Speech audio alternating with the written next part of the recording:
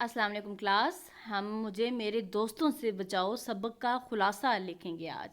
ठीक है, खुलासा लिखने के लिए हमने सबक को चंद नकात में तकसीम किया है, उनका एक खाका बनाया है। ठीक है, इस खाके की मदद से फिर हम खुलासा करेंगे। तो सबसे पहले हम खाका देखते हैं। फ़कीर की तकरीर, सबक जो है वो एक तरतीब से चल रहा है, उस तरतीब के मुताबिक हमने ये खाका बनाया है। फ़कीर की तकरीर, अपनी हालत से मवाजना, अहमद मिर्ज़ा, मोहम्मद तहसीन, मुकदमाबाज दोस्त, शाकिर खान साहब, अहमद नगर के रईस राजा तालिब, नाराज़गी और वापसी, कर्ज ख्वाह दोस्त, बेमौका आने वाले दोस्त, दावत के मंसूबे बनाने वाले दोस्त, सवाल करके खुद मसरूफ़ हो जाने वाले दोस्त। ये 12 नकात हैं। ठीक है, ये 12 पॉइंट हैं, इनकी मदद से अब हम खुलासा करेंगे। तो खुलासा ये है, एक दिन मैं दिल्ली के चांदनी चौक में से गुज़र रहा था। मेरी नज़र एक फ़कीर पर पड़ी जो बड़े मौसर तरीके से अपनी हालत ज़ार बयान कर रहा था। 2-3 मिनट के वक्फे के बाद वो फिर वही स्पीच दोहराता था। उसका अंदाज मुझे इस कदर पसंद आया कि उसके अल्फाज सुनने के लिए ठहर गया। वो पुकार रहा था, ए भाई मुसलमानों, खुदा के लिए मुझ बदनसीब का हाल सुनो। मैं आफत का मारा 7 बच्चों का बाप हूँ, अब रोटियों का मोहताज हूँ। अपनी मुसीबत एक एक से कहता हूँ। मैं भीख नहीं मांगता, मैं ये चाहता हूँ कि अपने वतन चला जाऊँ, मगर कोई खुदा का प्यारा मुझे घर नहीं पहुँचाता।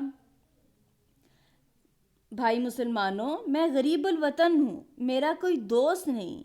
ए खुदा के बंदों, मेरी सुनो, मैं गरीबुल वतन हूँ। फ़कीर तो ये कहता हुआ और जिन पर इस किस्से का असर हुआ उनसे खैरात लेता हुआ आगे बढ़ गया।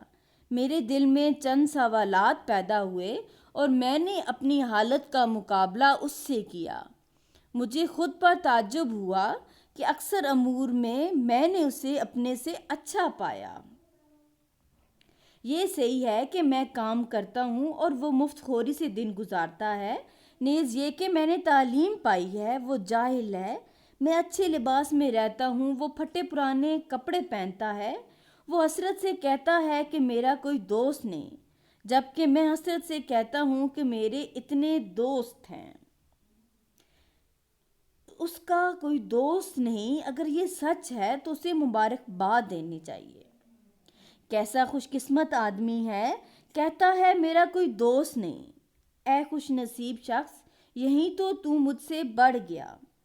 मैं तो यहाँ तक कहता हूँ कि अगर दुनिया में कुछ काम करना है और बातों ही में उम्र नहीं गुजारनी, तो बाज़ नहायत अजीज़ दोस्तों को छोड़ना पड़ेगा, चाहे इससे मेरे दिल को कैसा ही सदमा हो। मसलन मेरे एक दोस्त अहमद मिर्ज़ा हैं, जिन्हें मैं भड़भड़िया दोस्त कहता हूँ। नहायत माकूल आदमी हैं।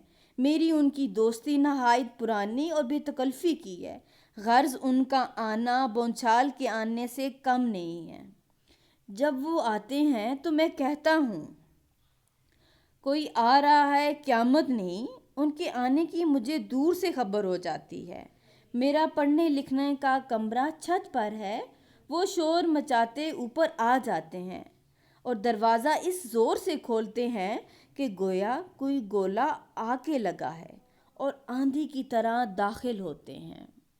आहा, आखिर मैंने तुम्हें पकड़ लिया। मगर देखो देखो, मेरी वजह से लिखना मत बंद करो। मैं आपका हर्ज करने नहीं आया। खुदा की पनाह, किस कदर लिख डाला। कहो तबीयत तो अच्छी है। मैं तो सिर्फ ये पूछने आया था। लो अब जाता हूँ, मैं बैठूंगा नहीं, 1 मिनट नहीं ठहरने का। तुम्हारी खैरियत दरियाफ्त करनी थी। खुदा हाफिज। मेरे दोस्त मोहम्मद तहसीन हैं। ये बाल बच्चों वाले साहब हैं और रात दिन उन्हीं की फ़िक्र में रहते हैं। जब कभी मिलने आते हैं तो तीसरे पहर के करीब आते हैं। मैं जब काम से फारिग हो चुकता हूँ, लेकिन इस कदर थका हुआ होता हूँ کہ دل یہی چاہتا ہے کہ 1 گھنٹہ آرام کرسی پر خاموش پڑا رہوں، مگر تحسین آئے ہیں، ان سے ملنا ضروری ہے۔ ان کے پاس باتیں کرنے کے لیے سوائے اپنے بیوی بچوں کی بیماری کے اور کوئی مضمون ہی نہیں۔ اسی طرح میرے ایک مقدمے باز دوست ہیں جنہیں اپنی ریاست کے جھگڑوں، اپنے فریق مخالف کی برائیوں اور جج صاحب کی تعریف یا مذمت کے کوئی مضمون نہیں۔ شاکر خان صاحب سلیم پور کے رئیس اور ضلع بھر میں نہایت معزز آدمی ہیں۔ ایک مرتبہ میرے ہاں تشریف لائے اور بہت اصرار سے مجھے سلیم پور لے گئے۔ مجھے لکھنے کے دوران میں بار بار پریشان کیا گیا، یہاں تک کہ بار بار اصرار پر کھانے کے لیے چلا جاتا ہوں۔ وہاں پر میزبان نہایت اخلاق سے فرماتے ہیں کہ چہرے پر تھکن معلوم ہوتی ہے، کیا بہت لکھ ڈالا؟ دیکھو، میں نہ کہتا تھا کہ شہر میں ایسی فرصت اور خاموشی کہاں۔ میں نے امنا و صدقنا کہا اور کھانا کھانا شروع کیا۔ واپس آ کر کمرے میں خیالات کو جمع کرنا شروع کیا۔ اچانک پورا فقرہ آئینے کی طرح صاف نظر آتا ہے۔ میں خوشی خوشی میز پر گیا، لکھنا چاہتا تھا کہ پھر دروازے پر وہی دستک۔ نوکر اطلاع دیتا ہے کہ صاحب باہر گاڑی میں انتظار کر رہے ہیں۔ دوستوں سے مل کر شام کو واپس آئے۔ کھانے کے بعد باتیں ہوئیں۔ دوستوں کا سلسلہ یہیں ختم نہیں ہوتا۔ ایک دوست ہمیشہ قرض مانگنے کے لیے آتے ہیں۔ ایک دوست عرصہ دراز سے میری دعوت کرنے کے فکر مند ملتے ہیں لیکن اپنی خواہش کو پورا نہیں کرتے۔ ایک اور صاحب ہیں، جب آتے ہیں اپنی ہی کہے جاتے ہیں، میری نہیں سنتے۔ یہ سب دوست میرے عنایت فرما اور خیر طلب ہیں، مگر اپنی طبیعت کا کیا کروں؟ صاف صاف کہتا ہوں کہ ان میں سے ہر ایک سے کہہ سکتا ہوں، مجھ پہ احسان جو نہ کرتے تو یہ احسان ہوتا۔